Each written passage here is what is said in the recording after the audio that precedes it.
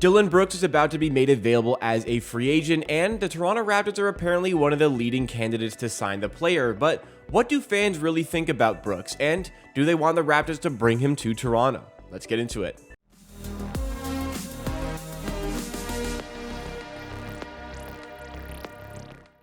If you don't know already, this is Amateur Hour TV. It is the second channel in the Amateur Hour Production Network, and on this channel, I go through additional Raptors content in videos like this, where I let my personality come through a little bit more, a little bit less formal than those main channel videos. But this video is in reaction to one of those main channel videos where I spoke about Dillon Brooks and his potential fit with the Toronto Raptors, his candidacy in the Raptors signing him as a free agent, because the Memphis Grizzlies, in that very nicely worded Shams Charania tweet, will not be bringing Brooks back to the team under any circumstances. So he's going to be a free agent here. And the Raptors are a team that needs a little bit of help for next season. No first-round pick for the 2024 draft. So next season seems to be all about winning for this franchise.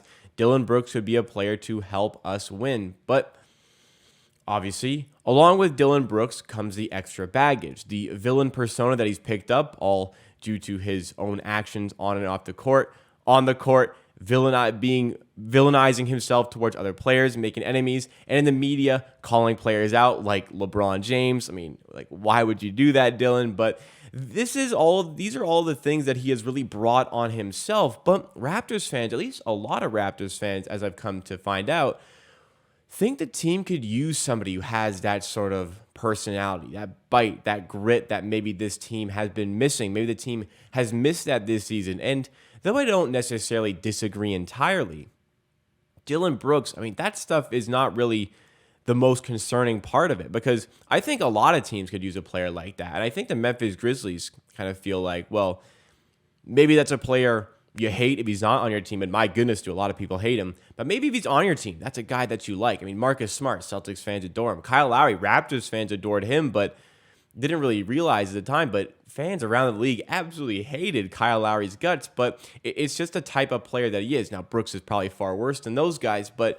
even still, Brooks could be that sort of personality that the team does need. But what I'm more concerned about is Dillon Brooks from a play standpoint. There's no doubt in my mind that Dillon Brooks is a borderline elite defender. There's no doubt in my mind that Dillon Brooks can be a quality 3-and-D player. It's just he always wants to do more. He always wants to take too many shots. He takes bad shots, inefficient shots, and his inefficiency at that is a very big issue. That was more where I had my problems. But after making that main channel video where I said I don't want the Raptors to sign Dillon Brooks, I don't want that for this team, I was a little bit shocked to see the amount of people who disagreed with me. Now, I'm fine with people disagreeing with me. I'm fine, being in the minority in terms of the opinion here, but I just wasn't expecting myself to be in the minority on this one. Though I guess I'm not necessarily in the minority, I was a little bit surprised to see even this amount of fans who wanted to bring Dillon Brooks to the team. At a 3.6 thousand or 3,600 of my viewers who voted on this poll, should the Raptors look to sign Dillon Brooks this offseason? 29% said yes, so just under a third. So far from the majority, of course, but I wasn't expecting to see it even to be this close. I thought it'd be under 20% here for this poll. And based on the comments that I got from this video, I mean, I understand both trains of thoughts here, and I completely understand people wanting that sort of personality.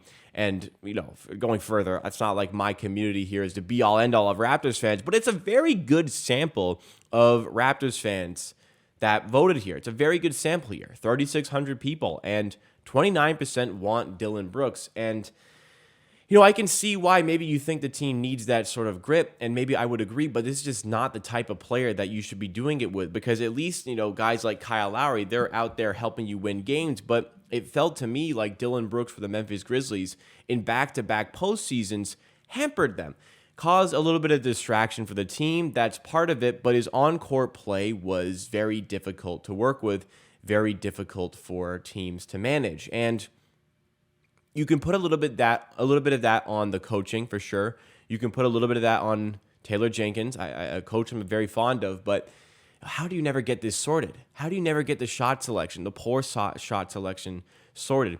How do you never combat that? And to that, perhaps, maybe he's such a loose cannon that if you restrict his role, then he goes off the rails and he's even worse of a player on the court if you do that.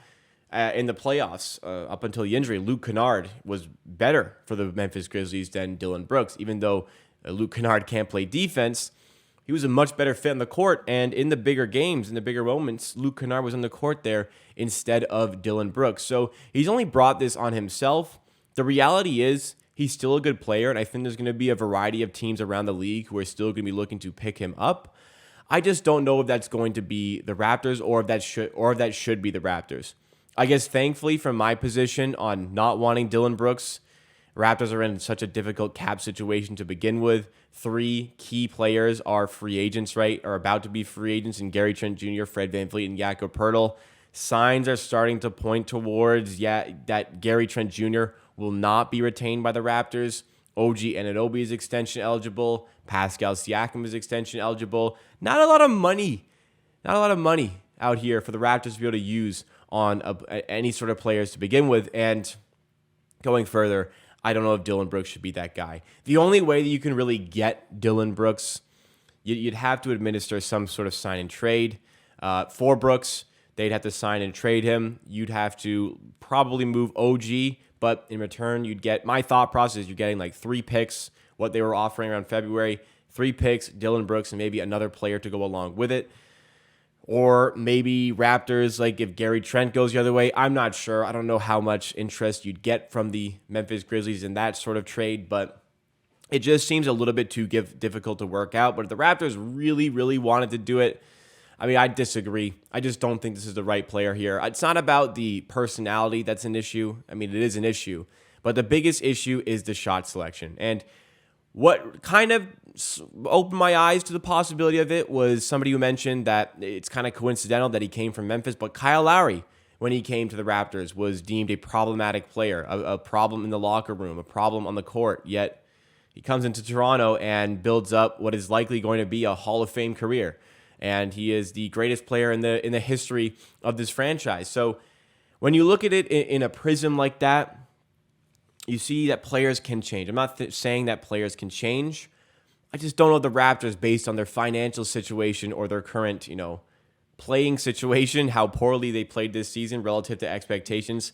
I just don't know if you're able at this point to go for that risk, or if you really need to go for that risk, where maybe other teams like Cleveland or Phoenix, who, hey, it's win now mode. It is win now mode for these teams.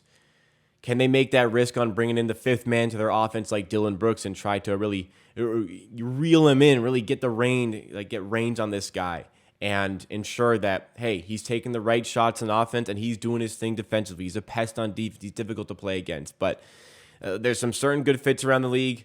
I don't think Toronto is one of them. If you disagree, I mean, I understand your train of thought here, but this is one that I will reiterate I think the Raptors should stay away from. It's just a little bit shocked to see the amount of support he's getting for a move to Toronto. So we'll see how all of that unfolds and just what the Raps can do. But that is all for today on Amateur TV. If you did enjoy, please make sure to hit that like button, subscribe to the channel for more content like this, and check the links around my head here. Subscribe to my other channels here, Amateur Sports, my main channel, Amateur Reactions.